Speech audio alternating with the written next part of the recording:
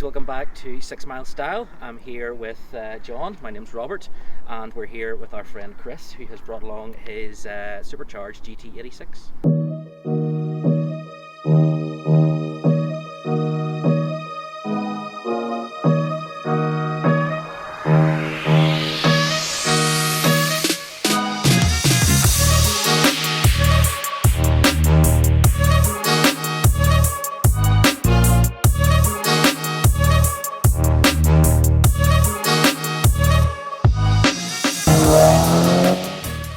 First of all, Chris, nice to see you again. Tell us what's going on here. Obviously, these headlights not standard. No, they're aftermarket headlights. They're the VLAN headlights. I've done those in a group buy on Facebook. So I've got those. I've got the fog light inserts, carbon fibre, the front splitter. That's Z-Bone front splitter. I've got the quick release bumper. Nice touch. So a few modifications to the front end of it. Oh, it's fantastic looking, and I have to mention, Chris, the colour. Like, what a colour! Yeah, no, it's one of the best colours I personally think in the GT86. Yeah, it's fantastic. It's definitely the colour to have in the Toyota. It's the colour that everyone's like sought after, is the orange. Yeah, the orange is nice, but of course everybody knows the red is the one to go for, because red's a faster car. Also, Chris, I mean, look at the front of that. I mean, if that was behind me, like, I'd know you're behind me. I mean, the road presence in that thing is ridiculous. Yeah. You know, That gives it a real aggressive look. Yeah, it's fantastic. And as I say, just the colour of it, and you know, so you've got the carbon fibre here as well. It just really sets it off. You know. I really think they should have came with those headlights as standard. Definitely. Well, there's a strange story about them headlights. If you look, I'm sure you'll find the photo, James. You crop it over the top of this audio. The concept for the BRZ in 2011 at the New York Auto Salon actually had these headlights. They're very, very similar. Obviously, the way finance go in this day and age, accountants probably stepped in and said, we can make these for cheaper and make them look, a lot worse. So they didn't last, but thankfully VLAN picked up the design and made them for the aftermarket, which I'm sure myself and Chris and other enthusiasts that have these cars are very, very thankful for. Okay, so I think we've pretty much covered the front of the car, so we should move on to this view, the side. There's a couple of things you'll notice here already. We've got the roof here, we've got the shark fin, obviously carbon fibre matching with the mirrors there as well. Caps. Yep. Just little touches as well, I noticed as well with this car. Obviously you've got the 86 badge here, obviously with the side repeaters too. But yeah, I mean, just the presence of the car in general for me is fantastic. Chris, do you want to tell us a wee bit about what wheels and tyres you have on this? Yeah, so I'm running an Abbott RS. They're 18 inch, ET38, 9.5 all round, with Maxi tyres on it, Maxi Victoria Sports. So yeah, it handles really well compared to the stock wheels that you have on it. The stock wheels are, I think they're 7.5, if not correct me. I think you're right. I think they are 7.5J, yeah. 7.5J. So the 9.5 really does make a difference with the grip wise. So yeah, they run really well.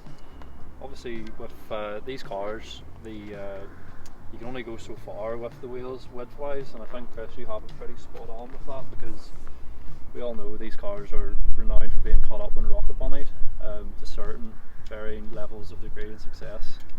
So with the wheels, Chris, obviously they do fill out the arches beautifully. You wouldn't really want to be going much further with them. Obviously with rubbing and stuff, and just the height of the car, the way it's lowered. I'm sure you know yourself, you probably do rub a wee bit. Are you happy with the height of the car and stuff, the way it is? I think the height's perfect. It would be the odd speed bump you'd scrape on, especially with the front splitter. It's quite low to the front of the car. But really the rest of the car, the exhaust and all underneath, it doesn't really scrape anywhere, so I think it's a perfect low. Yeah, no, it definitely does, because you know yourselves with cars, you lower them and sometimes you're not happy with it, and you think I'll put it down further, but you're only going to do damage to the car then. And my car is just, it's too low. It just eats everything. There's a certain point where you think where you sort of see a car and you think that's perfect height for that wheels, tires and setup, and I think with Chris you have it spot on here. It's set up right for the power and stuff it has. You know, I'd said that about Chris's car when I first seen it. Like, it made me almost want to raise mine up a wee bit because it's just a perfect, even being in it, like drivability, just that usable. but still looks like really stunty. Spot on. Yeah. It looks spot on, you know. See, I think a lot of people as well kind of forget the fact that there's bags for a reason. You know, if you want to lower a car, in my opinion, you know, to that height anyway, you'll buy bags. Yeah. You know, I think there's a nice height for coilovers, and in my opinion, that's what we're talking about. You know. Yeah. Okay, so just since we're on the subject of coilovers, Chris, what are we running here? What do we have? Yeah, so we're running KW3 coilovers. Oh, wow. The coilovers are great in this. Yeah. They're probably one of the best coilovers you can get for these on the market. A bit pricey at $1,600 brand new, but I suppose you pay for what you get. Yeah. The quality of them, it's incredible. Exactly. They handle really well. You know yourself, I mean, as you said, you get what you pay for. If you buy cheap coilovers, you're only going to end up paying more in damages or, you know, whatever. So They're gonna feel it like it'll Exactly. just, yeah. yeah, exactly. I mean, I'd rather pay for it then and there rather than 2 weeks down the line when you've sumped the car, you know. I can definitely vouch for that one, Robert, because I have paid the price for that myself. The first set of coilovers I put into my GT86 were on the, I'll not say the brand now, but they were on the lower end of the price scale, and I definitely, with these cars especially, you do get what you pay for with quality, whereas with some other car brands, you know, VAG grip cars, sometimes you can get away with buying the cheaper set, but for this type of car, you know, it's a sports car at the end of the day. Whether you think it's good or not, it's a sports car at the end of the day, and you want it to drive the way you want a sports car to drive at the end of the day. And definitely, I've driven Chris's car, and even from what I have, BC Racing coilovers, James also has them too. You do notice the noticeable difference of about £700-800 more. It's worth paying for it at the time. Yeah. Okay, so next we're on to the rear of the car, and first of all, there's a couple of things I'm sure you've already noticed. First of all, we've got the spoiler extension. Chris, do you want to tell us a bit about that? Yeah, so the spoiler extension's maxing, same with the back splats there, they're maxing as well. Carbon effect, they're not real carbon, it's sort of like a look-alike carbon, but I really think it gives the spoiler a bit of an extra lift, more than what when it doesn't have it. I think it gives it that wee bit extra. Especially tying in, as you say, you've got the rest of the carbon there for the car as well, so it just kind of ties it all in too. Yeah. Again, I'm sure people have noticed as well. Tell me about these taillights. Yeah, so they're Tom's rear lights. They would be a very well-known Japanese make. They are now discontinued. They've discontinued them, and they're no longer selling them. So they are very rare. I definitely think they're one of the best taillights you can buy for the GT86. They got Definitely, a sort yeah. of aggressive look. But yeah, definitely one of the best on the market. But unfortunately, they have been discontinued. You notice that with quite a lot of the parts on this specific car as we go forward with it. There'll be a trend of, this is a lovely part, but sadly it's discontinued, which just adds to the full package of this vehicle in particular, where the Chris's and the previous owner have just went all out and spent good money on good brands, and, you know, done it properly, done it once, done it right, which is something I should learn. But when we're on the subject of the taillights, Chris, would I be right in saying that these came in this black and red, and they came in a clear and white, or a clear and red, and a completely red lens as well? Yeah, I think you're right. There's 3 different types of them. Oh, definitely are. As a GT86 owner myself, very envious of them, because, like Chris says, they're discontinued, and obviously when something's discontinued and it's already an expensive part, that only raises the price of it again. So for suckers like me, I'm never going to be able to buy a set because it'll be 4 figures. I noticed that with me buying anymore, like obviously wanting to further modify my car, there's very little parts. There's a lot of stuff I did want, it's just discontinued now. It's mad, but that's it. It keeps the price of the parts up, and it makes you just live and learn. I'd say the GR86 when it comes, Yeah, with it out, yeah, it's sort of made that happen as well, with it coming out. I think it keeps the interest there as well, you know, because you know yourself, I mean, if there's parts that are going to be dear, I mean, that's what people want at the end of the day, you know. I mean, I'm sure there's loads of parts out there that are really cheap to buy, but, you know, if you have something that's sought after, I mean, you want to be on the road with these parts, do you know what I mean? Yeah. Definitely, it does. A lot of people might not appreciate it, but ourselves, owners of the GT86, definitely do appreciate it now. It's good to see. What about the exhaust? What exhaust are you running? So there's different parts. It's not all just one whole part.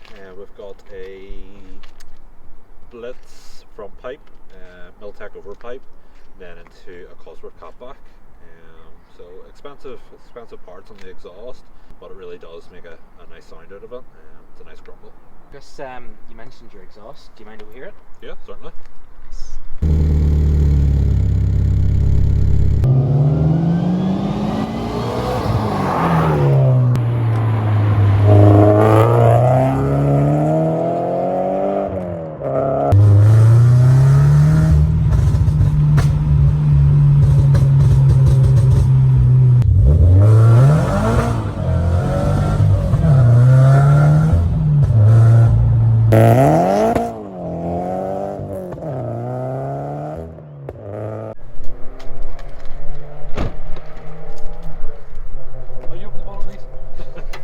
Moving back to the front of the car, bonnet up, first thing I did notice, Chris, was the gas struts on the bonnet, which is a lovely touch in some job, because you do wonder why they didn't just, manufacturers in this day and age don't just put gas struts on a bonnet for a lovely touch, but I digress. The crown and jewel of this particular car, of course, is the Cosworth Supercharger. It's a bit strange to open the bonnet of a Toyota Subaru product and see Cosworth so prominent. When you do open the bonnet, you do think, I'm sure you probably think yourself, people have asked you, is it a Cosworth engine? Yep, all the time. Obviously, I don't know if you can see it, James, but the engine, the standard FA20, stops just at the top of the head here, where our inlet manifold would be, and it just seems to be a bolt-on kit. Would it be right in saying, Chris? Yeah, so it's a bolt-on supercharger kit that's just bolt on top of the FA20 engine. But to me, it's great in the engine bay. It looks very OEM. It doesn't take away that look. To say it's been sort of modified in a sense. You sort of look at it and you think like it should be there. Definitely. I was very, very surprised the first time I did see this car. If you do go to shows in Northern Ireland, you're bound to have seen it. Chris usually leaves the bonnet up, and I would say 9 out of 10 people probably just see the engine and think, oh, it's had an engine swap. You know, it is that good, and it is worth seeing just to you know, take in and appreciate how much design and just how nice and fit and finished of every single part in this kit. Fits in there very, very well. One thing you notice the standard of these cars is they do have a lot of room in the engine bay. You would almost think they left it there on purpose to modify. Yeah. I remember buying my car and my mate said to me, he was like you have loads of room, you could slap something on there like a supercharger. There's just heaps of room. Worth noticing, in my opinion, like a lot of cars nowadays, it's tastefully done. You know, I think a lot of the time, you know, a car have its bonnet open and you're at a show and you're kind of thinking, right, you know, it's like all in front of you. Whereas with this, you know, it's not too in your face. Yeah, it's perfect in my opinion. You know, you've got the space there at the same time. I mean, look at what it is. At the end of the day, it's a supercharge. You know, so yeah, definitely. This wasn't the only supercharger available for this particular car. I'd be right in saying that HKS, you could actually buy from the dealership. You could actually buy an HKS supercharger kit, but they're all pretty much similar power. You know, you're getting to that just sub 300, sort of 280. What I was sort of like. 280, and then the smaller pulley brings it up to 300. They're all around that sort of mark. Most of them are maxed out around the 300 mark. Yeah, and it does go extremely well, as I'm sure the footage will show. There's other options also too. You know, you can go turbo with these cars. No, not just. We have a supercharger here to talk about, but you know, there are the turbo FA20s too, and they can sometimes they just don't like it and blow up. Don't like it as much as what they could due to that compression. That's just the way the engine are. As James says, that whenever these engines are standard, they're extremely high compression for a naturally aspirated engine. Just the unique way Toyota with their VVTi and Subaru with their boxer layout, it just sort of it works well as a naturally aspirated engine for fuel economy and noise and torque, low down torque, maybe not high up middle torque, but I'm sure all GT86 owners know about the infamous torque dip. Speaking of power delivery, Chris, I think there's no better man to ask than what it's like for a naturally aspirated engine compared to this supercharged kit? Because this isn't your first GT86, is it? No, so I had a previous one. I had a white one. It was naturally aspirated. Wasn't sort of any power mods. Had a stainless exhaust system. It was on airbags, wheels and stuff. But apart from that, there wasn't really much else to it. So going from the stock power to supercharged, it really does make a difference. Power delivery is, when you put your foot down, you notice it straight away. With it being a supercharger, it's instant power, so you're getting the power delivery. Very linear. I noticed it in it. Yeah, you wouldn't just get the same lag as what you would get from, say, a turbo car. Is there any reason why you went for this car in particular, other than the fact it came up at a good time, or was it a fact that you were fed up of your other one and you wanted red? Well, I had the white one for a while and was starting to get bored of it and wanted to change the car up. I seen this car and I did always wanted to go boosted with the white one, but it was just the money aspect of it. So when I seen this come up and it was already boosted, I jumped at it because I always wanted to go that extra power with it. They're a great car, they're a great handling car, and I just wanted to see what it would be like with that extra bit of power, so that's why I bought it. Obviously you didn't have to go too far for this car either. You're local in Bangor, and the car came up for sale by Newton Ards. Yeah, Elite Autos in Newton Ards had it up for sale. Marky Stewart looked after me. He put it up and I messaged him. He says he'll give me first dibs on it, so I went over and took it for a test drive, and as soon as I took it for a drive, I wanted it. Yeah, you knew straight away. You find that, it's a weird thing when you buy a car, you get in, you drive it, and the first time it's almost like straight away, that's the car for you. Yeah. Previous owner, would I be right in saying that he was the one that we mentioned it with the rear of the car, but we maybe just don't give him enough credit for. He was the man that put this Cosworth Supercharger into this car too. Yeah, so it was a guy in Donegal that had this car, and he bought it brand new, and he went to town on it. He really did. He spent all the money. He took it over to Fansport in England. It's a well-known company over in England. Had done all the work, put the supercharger on, done all the work to it. So credit to him for all the money he spent on the car. He's done it right. 100%. You say this car had to go over to Fansport to get the supercharger fitted. They obviously fit the supercharger, and what else do they include in that package, mapping software wise? Yeah, so they done all the mapping. They put the map in it and got it running right. Intercooler, so within the Cosworth package, intercoolers included in that, and then aftermarket parts, oil cooler was included. Had to be put on to keep the temps down.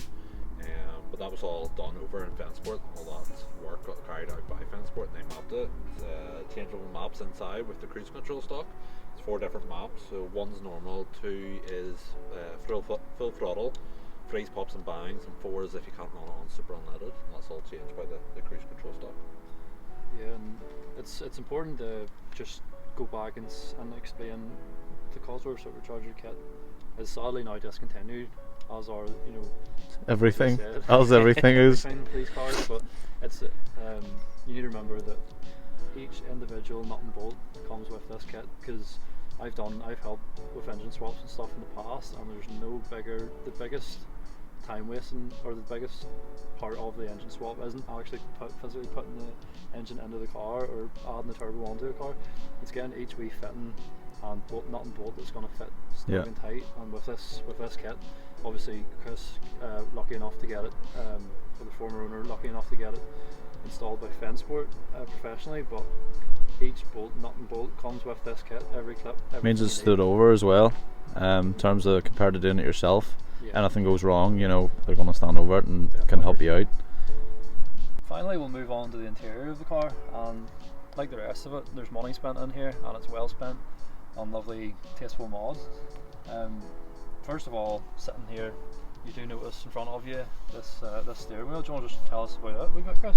Yeah, so it's a flat bottom steering wheel. It's top stage, with the carbon on top.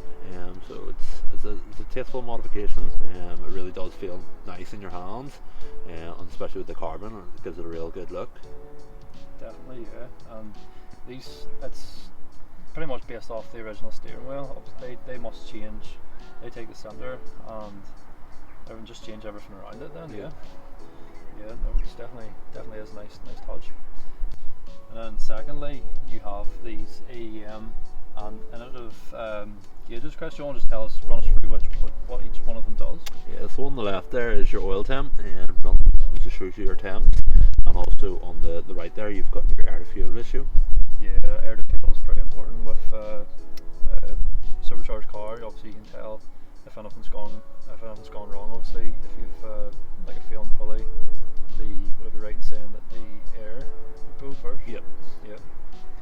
And then obviously it's curtains.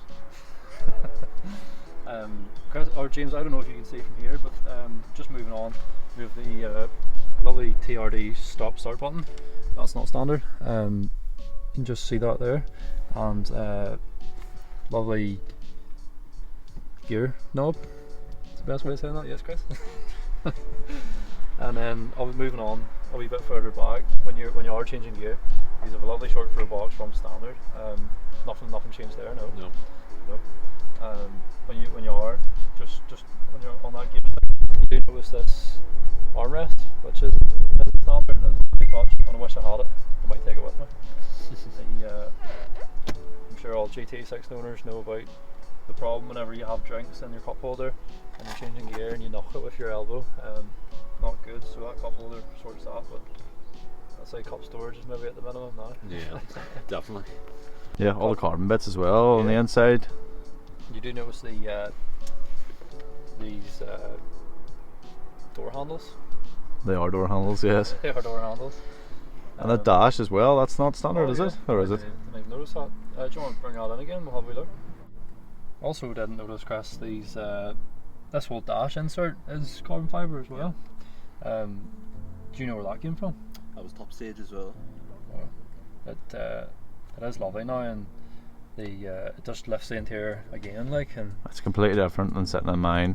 Like, you notice, I didn't think I would notice how much of a difference until I got back in mine, and it's all the way interior bits add up. It just makes it feel like it's more expensive, luxurious. I don't know if luxurious is the word, but it just feels like a higher quality car. it does. Quite a lot of the standard bits with the silver and stuff, it can feel quite cheap. Yeah, it does. Cheap plastics and stuff in the car definitely helps improve it. It does. You really feel like you're sitting on the next model up from what Yeah, it feels like a facelift or something, almost like a facelifted interior. It's just a discredit to how bad our cars are inside compared to this. Nice, starting to get dark here, so it's time we wrap it up. But Chris, thank you very much, mate. Really appreciate it. Always lovely to see you. Guys, don't forget, please like, subscribe, share. If you have any questions for us, please just drop it in the comments below. And again, the wee notification up there as well if you want to get updated on our news videos. But yeah, I think that's us, and see you next time. Thank you.